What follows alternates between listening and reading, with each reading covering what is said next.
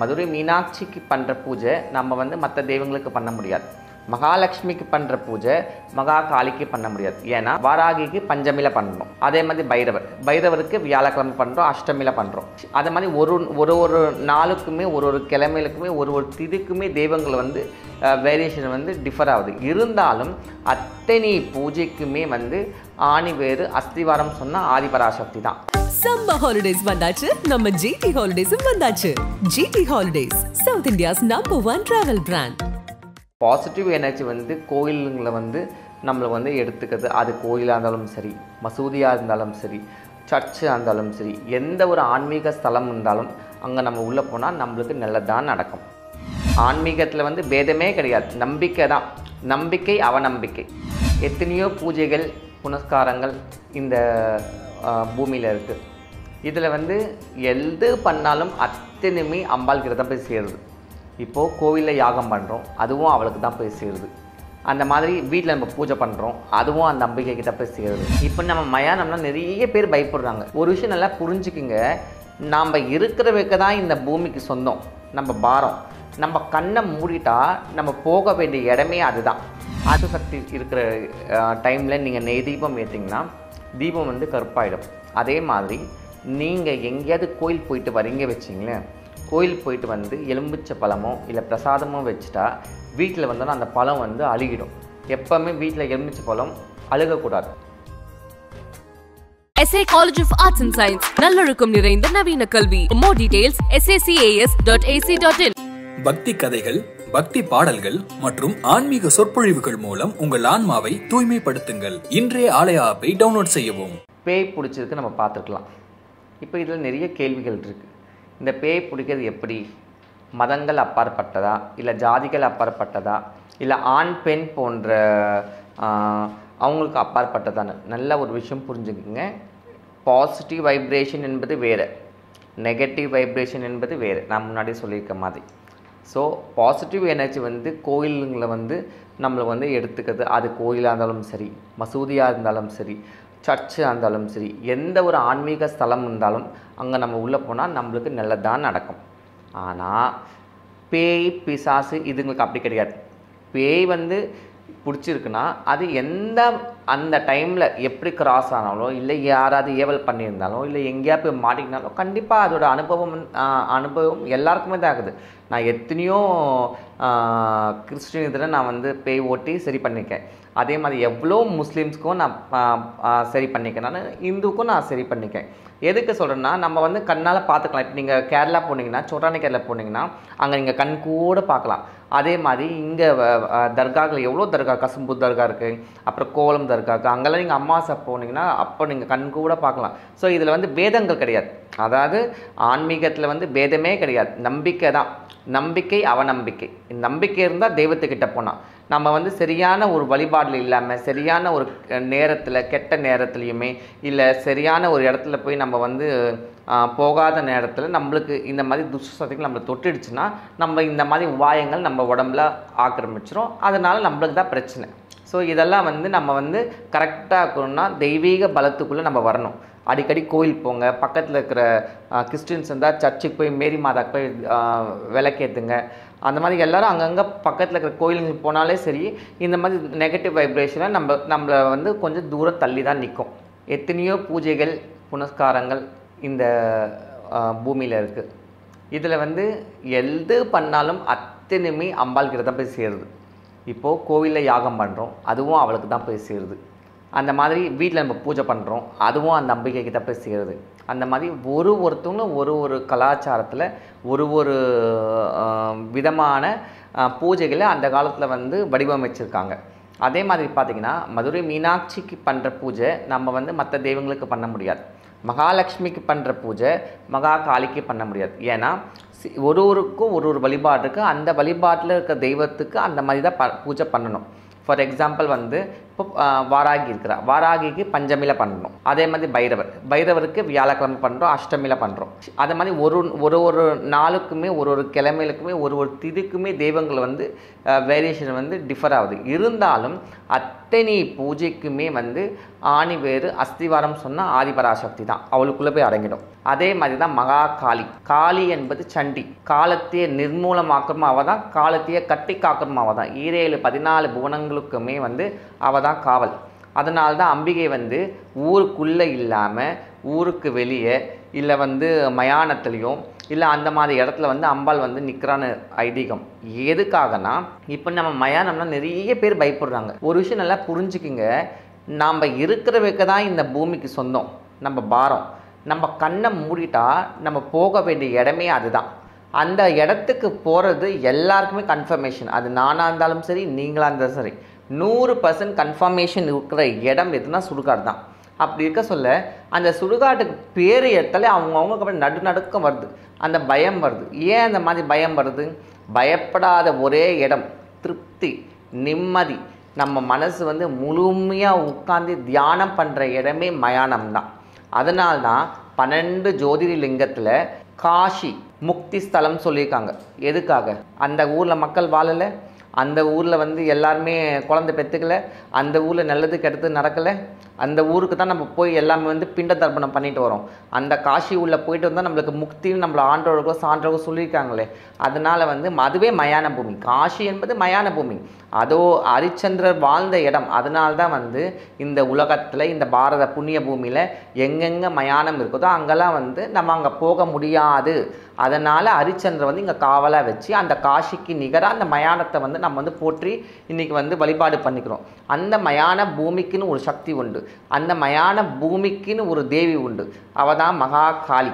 காளி பூஜை என்பது, மயான பூஜை என்பது உலகத்திலேயே மிக மிக சிறப்பான பூஜையும் அதுதான், சக்தி வாய்ந்த பூஜையும் அது. ஏழையிலேருந்து பணக்காரவங்கலேருந்து இருக்கிறவங்க வந்து இல்லாதவங்களுக்கும் போய் ஓடோடி வந்து நின்று கையெடுத்து கும்பிட்டா உனக்கு நோ என்ற பதிலே இல்லாமல் டிக் போட்டு 100% உனக்கு மன திருப்தியை கொடுக்குற ஒரே யாகம் எதுனா அந்த அகோரிகள் வழிபாடு பண்ணுற அந்த மயான பூமியோட யாகம். அந்த யாகத்தோட பலனை வந்து இருக்கிறவங்களுக்கு தெரியும். ஏன்னா நான் அதை பண்ணினுக்கிறதால அதை நான் ஆணித்தரமாக நான் சொல்கிறேன். ஏன்னா வந்து எவ்வளோ விஷயங்கள் என்னோடய வாழ்க்கையில் நடந்திருக்கு, என்னை தேடி வரவங்களுக்கும் நடந்திருக்கு. இன்னமும் நான் அதை பண்ணினுக்கிறதால நிறைய பேருக்கு ஒரு மாற்றங்கள். அது சொல்கிறதுக்கு வந்து என்னால் இப்போ விவரிக்க முடியாத அளவுக்கு ஒரு சக்தி அது. ஏவல் திருஷ்டி. ஏவல் என்பது வேறு, திருஷ்டி என்பது வேறு. திருஷ்டினா வந்து நம்மளோட வளர்ச்சியை பார்த்து மற்றவங்க பொறாமப்பட்டு நம்ம மேலே கண்ணு, அதாவது பார் இன்னும் சாதாரணமாக இருந்தானே, திடீர்னு போய் ஒரு வேலை வெட்டிக்கு போயிட்டு நல்ல ஒரு வீடு காரு பங்களான்னு வாங்கிட்டானே, நல்லா இந்த பொண்ணு திடீர்னு வந்து இப்போ சாதாரணமாக இருந்த பொண்ணு திடீர்னு ஒரு வேலை வெட்டிக்கு போயிட்டு நல்ல ஒரு இப்போ லவ் பண்ணுவாங்க, லவ் பண்ணால் கூட திடீர்னு நல்ல மாப்பிள்ளை பாரு அவங்க அப்பா அம்மா பார்த்துருந்தா கூட இந்த மாதிரி ஒரு மாப்பிள்ளை கிடச்சிருக்காது, இந்த பொண்ணு கல்யாணம் பண்ணி இந்த மாதிரி ஒரு லைஃப் செட்டில் ஆகிட்டல சொல்லிட்டு இதெல்லாம் வந்து கண்ணாடி. இப்போ நம்ம திடீர்னு வந்து வீடு கட்டுவோம், அந்த வீடு கட்டி முடியாமல் நிற்கும், இல்லை அந்த வீடு கட்டும் பொழுதே வந்து நிறைய நம்மளுக்கு தடங்கள் ஆரம்பிச்சிடும். ஸோ இதெல்லாம் வந்து நிறைய திருஷ்டிகள் இருக்கும். ஏவல் என்பது என்னென்னா நம்மளோட வளர்ச்சி பிடிக்காம நம்ம வாழவே கூடாதுன்னு நினைக்கிறாங்க பார்த்தீங்களா, அந்த மாதிரி துஷ்டர்கள் நம்மளுக்கு செய்வனை பண்ணுறது. அப்போ அது வந்து சிலவங்க மந்திரவாதிக்கிட்ட போயிட்டு மாந்திரீகம் பண்ணி அதை வந்து ஏவல் மூலிமா நம்மளை வந்து காலி பண்ண சொல்லிட்டு அனுப்புவாங்க. அப்போது நம்ம இந்த ஏவல் கிட்ட மாட்டாமல் இருக்கணும்னா நம்மளோட குல தெய்வங்கள், நம்மளோட கிராம தெய்வங்கள், நம்மளோட இஷ்ட தேவதைகள் நம்ம கரெக்டாக வழிபாடு பண்ணியிருந்தால் நம்மக்கிட்ட வராது. அப்போ நம்மளுக்கு வந்து அதை காட்ட ஆரம்பிச்சிடும். அப்போ நாம் என்ன பண்ணணும், அதை சரியான ஆள்கிட்ட போய் அதுக்கு வந்து உரிய பலி கொடுத்து உரிய பரிகாரங்கள் பண்ணி அதை வந்து நிவர்த்தி பண்ணால் நம்ம அதுலேருந்து தப்பிச்சிக்கலாம். தப்பிக்கிறது மட்டும் இல்லை, இந்த ஏவல் என்பது நிறைய பேர் சரிங்க, அதோட மைனஸ் நான் சொல்லிடுறேன். எங்கேருந்து வந்ததோ அதை திருப்பி அடிக்கிற சக்தி ஏவலுக்கு உண்டு. எக்ஸாம்பிளுக்கு இப்போ என்ன மாதிரி ஆள்கிட்ட நீங்களாம் வந்தீங்கன்னா, நாங்கள் வந்து காசிலேருந்து அகோரிகள் வழிபாடு எங்கள். ஸோ ஒருத்தவங்க வந்து கஷ்டப்பட்டு எங்ககிட்ட வரா மாதிரி இருந்தால் அவங்களுக்கு ஏவல் இந்த மாதிரி பில்லி சூனியம் பேய் பிசாசு மாயம் மந்திரங்கள் இருக்கிற பட்சத்தில் எங்ககிட்ட வந்தால் நாங்கள் அந்த பரிகார பூஜையில் எங்கேருந்து வந்ததோ அது அங்கே போய் சேர்ந்துடும். அதனால் யாருக்குமே யாரும் நம்ம கெடுதல் பண்ணக்கூடாது. நம்மளை யாராவது திட்டினா கூட தெய்வத்து மேலே பாரத்தை போட்டு நம்மளோட வழியில் எந்த ஒரு கசடுகளும் இல்லாமல் நம்ம முன்னேறி போகிறது தான் நம்மளுக்கு நல்லது. அதை விட்டுது நம்ம மற்றவங்க செய்யணும்னு நினச்சிங்கன்னா கண்டிப்பாக அதோட பலனை நீங்கள் அனுபவிச்சே ஆவீங்க. இப்போ வீட்டில் ஒரு துஷ்ட சக்தி இருக்குது, ஒரு தீய சக்தி இருக்குதுன்னா வீட்டில் நெய் தீபம் ஏற்றுறோம் பார்த்தீங்களா, அந்த நெய் தீபம் திடீர்னு கருப்பாயிடும். நீங்கள் மற்ற நாளில் ஏற்றுற தீபத்துக்கும் நீங்கள் இந்த மாதிரி துஷ்ட சக்தி இருக்கிற டைமில் நீங்கள் நெய் தீபம் ஏற்றிங்கன்னா தீபம் வந்து கருப்பாயிடும். அதே மாதிரி நீங்கள் எங்கேயாவது கோயில் போயிட்டு வரீங்க வச்சிங்களேன், கோயில் போயிட்டு வந்து எலும்பிச்சை பழமோ இல்லை பிரசாதமோ வச்சுட்டா வீட்டில் வந்தோன்னா அந்த பழம் வந்து அழுகிடும். எப்போவுமே வீட்டில் எலும்பிச்சை பழம் அழுகக்கூடாது, காஞ்சி போகலாம். காஞ்சி போயிட்டு அது நம்ம கடல்லையோ ஓடுற தண்ணியிலையோ போட்டுடலாம், அது தப்பு கிடையாது. ஆனால் எலும்பிச்சை பழம் அழுகக்கூடாது. அதே மாதிரி சுபகாரியங்கள் நடக்கும் பொழுது, வீட்டில் ஏதாவது சுபகாரியங்கள் நடக்கும்பொழுது திடீர்னு புடவையிலையோ இல்லை வேஸ்ட்டிலையோ இல்லை எங்கேயாவது ஒரு இடத்துல பட்டுன்னு நெருப்பு பிடிச்சிக்கும். அப்போ அதெல்லாம் வந்து நம்மளை வந்து நம்மளோட பூஜையை முழுமை அடையாமல் தடுக்கிறதுக்கு சில துஷ்ட சக்திகள் வீட்டில் இருக்குதுன்னு அர்த்தம். அதே மாதிரி வீட்டில் நீங்கள் பிராணிகள் வளர்ப்பீங்க, மீன் வளர்ப்பீங்க, இல்லை கோழி வளர்ப்பீங்க, இல்லை ஆடு வளர்ப்பீங்க, இல்லை மாடு வளர்ப்பீங்க. அந்த மாதிரி எந்த ஜீவராசிகள் வளர்ந்தாலோ திடீர்னு அப்படி செத்து போயிடும். நல்லா இருக்கும், காலையில் நல்லா சாப்பிட்ருக்கும், பட்டுன்னு செத்து போயிடும். அதே மாதிரி அமாவாசை பௌர்ணமி இல்லை இந்த மாதிரி நாட்கள், இப்போ 4 நாளைக்கு அமாவாசை வருது வச்சிங்களேன், இப்போ ஒரு 3 நாள் கழித்து அமாவாசை இல்லை பௌர்ணமி வரும்போது இந்த 3 நாள் முன்னாடியே வீட்டில் சம்மந்தமே இல்லாமல் பிரச்சனை ஸ்டார்ட் ஆகிடும். பக்கத்து வீட்டில் சண்டை போடுவான், வெளியே போனால் ரத்த காயத்தோடு வருவாங்க. வீட்டில் எது பண்ணாலும் ஒரு சம்மந்தமாக ஒரு பிரச்சனைகள், நிம்மதி இழந்துருவீங்க. சுத்தமாக நிம்மதி இருந்துங்க. நல்லா போகிற ஆம்பளைங்க ஆஃபீஸ் போனாலும் இல்லை லேடிஸ் வெளியே போயிட்டு வந்தாலும் ஒரு பிரச்சனையோடு வீட்டுக்கு வருவாங்க. அதுவும் பிரச்சனையில் அடித்தோட கேஸ் ஆகும், ஸ்டேஷன் போவீங்க. இதெல்லாம் நான் சொல்கிறதுனா 2வது கட்ட நடவடிக்கை மாதிரி. ஃபஸ்ட்டு கட்ட நடவடிக்கை அதாவது உங்களுக்கு முழுமையாக அந்த ஏவல் பில்லி சுனி போட துஷ்டக்குன்னா உங்களை அடித்து காலி பண்ணிடும், அது வேறு விஷயம். பட் ஆனால் தெய்வ பலம் இருந்தால் இதெல்லாம் நம்மளுக்கு அறிகுறி காட்டும்.